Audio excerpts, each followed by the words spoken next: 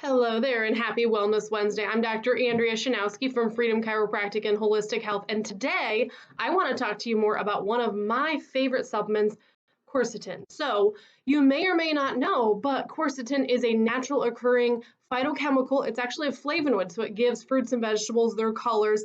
It's also an antioxidant that is found in many of the foods that we eat on a regular basis. So some of the highest sources of quercetin are found in citrus fruits and apples and also onions. There are many other sources.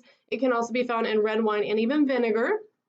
Pretty interesting what it does. So normally when your body has an exposure to an allergen or stress like medication or even an injury or even venom in your body, your immune system is going to react by basically telling your mast cells to release mediators. And those mediators tell your body, hey, we've got an issue going on. We need inflammation in here. Let's go ahead and full out.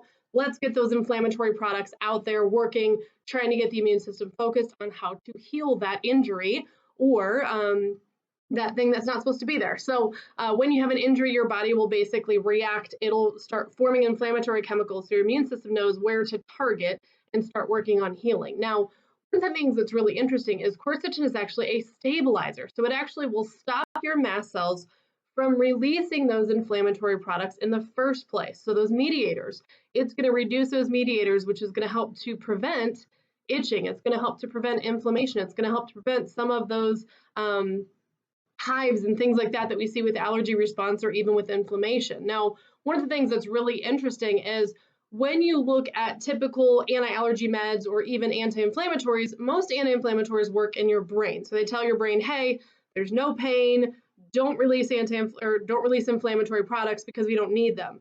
The problem is in those tissues, your body's still going to have some inflammation. So sometimes it helps more at a brain level, not necessarily at the joint itself. That medication doesn't go down to the joint and tell it, hey, don't produce inflammation. It works more in your brain. Most allergy meds are an antihistamine, so they wait until you have those inflammation products and they work on just histamine. There are some that work on one or two of those inflammatory products, but in reality, you're still going to have a lot of that inflammation. So when we're taking most over-the-counter anti-inflammatories, even prescription ones, are working in your brain. When you're looking at allergy medicine, they're typically going to wait until you have an allergy response to try to reduce some of the chemicals, but not all of them. So we're missing the big thing. The great thing about quercetin is it actually stops from releasing any of those. So we're literally preventing, but also when we do have that inflammation, we're trying to reduce the numbers down, all of them, and prevent that inflammation response from being long-winded and sticking around for a while. One of the other great things about quercetin, it's also been found in some of the research to have anti-diabetic effects. So that means it's going to help to reduce inflammation. It's going to help your body to be able to get blood sugar under control a little bit better. In my household, we have used quercetin, and we have quercetin in a separate form. So we have quercetin with bromelain. This is actually, the bromelain helps to absorb quercetin a little bit better. This will also help to break up mucus. So if you have mucus from allergies or sinuses, you can use it for that. We also have it inside of our Allerade. So Allerade helps to reduce and actually support adrenal gland function, immune function. So it's a little bit more well-versed specifically for allergies, but both of them are very good. Typically in my house, I've used them for reducing inflammation. I've used it in my house for allergies. I've used it for sinus pressure and sinus headaches. I've even used it for bronchitis. It made a huge difference with bronchitis in my house. I've also used it for twisted ankles. So when we have an injury in our joint, we want to try to reduce that inflammation so it doesn't swell up like a balloon. I've also used it for bee stings and even joint swelling after injury and overuse. So I already mentioned that, it's got some of those anti-inflammatory products, but it's also an antioxidant. So it's going to prevent damage to our cells and our joints as it's working. And it's also been found to have antimicrobial effects. So that means it's going to protect against bacteria and viruses, and basically just reducing microbes so your body's not getting sick as often. I mentioned already for joint pain, but the great thing about it is because it's reducing inflammation, that's going to help to reduce swelling within your joints, and that's going to help with any arthritis pain that you have.